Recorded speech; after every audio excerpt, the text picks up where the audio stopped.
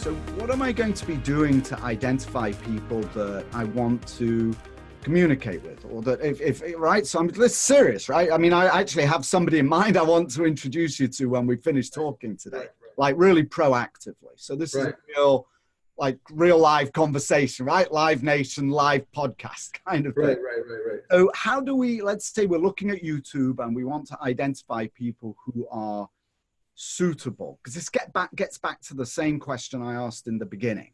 There are those people who are used to it, right? To being paid as an influencer. But based on what I understand from you and our conversation so far, my area, my field, has not really been touched yet, or at least to a very, very limited extent. Zero.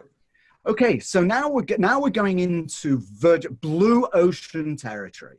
Yeah, which is beautiful. We're going to be talking to people who are either professionals or who are not. Either way, they've never done this kind of promotion before. Absolutely. What are the steps that you will take to identify the right kind of person and then to engage them? And what is the role of the client as well, the sponsor? Yeah, so I'm going to skip the manual way, which would be, I can't afford an agency like Viral Nation. I got to do it on my own, because that one is very manual, right? Find ones that look good through manual search, reach out to them, get them to send you their data to make sure they're good. It's a lot harder, right?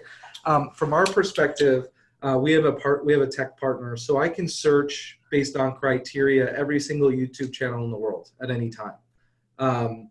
So your role, or the client's role, would be to help us get as deadly as possible in terms of understanding the project, the people that we're looking for, the propensity of those people. Do we have examples of the past? Just prepping us with as much ammunition as we can to really get understanding. Then our creative strategy team gets pulled in, and they will basically create what's called, just basically a roadmap of what are the types of verticals of influencer we think we want to start looking at. What are the sizes of these influencers based on a bunch of different criteria? What are the platforms we want to look on?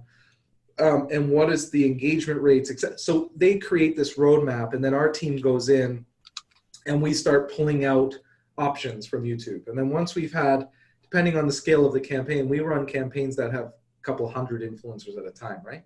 We'll pull 20, 30 influencers. We'll build rationale behind them, cases behind them. We'll look at their demographics. And then we basically provide the client with this list, essentially, of influencer, rationale, audience demographic breakdown, etc.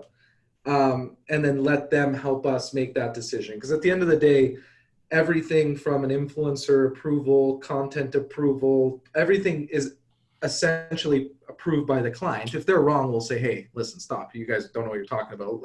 This isn't right. But at the end of the day, our clients get full approval of each step of the way, right? So once we have that, then we launch. So we handle that kind of intermediary process between how to source these folks correctly.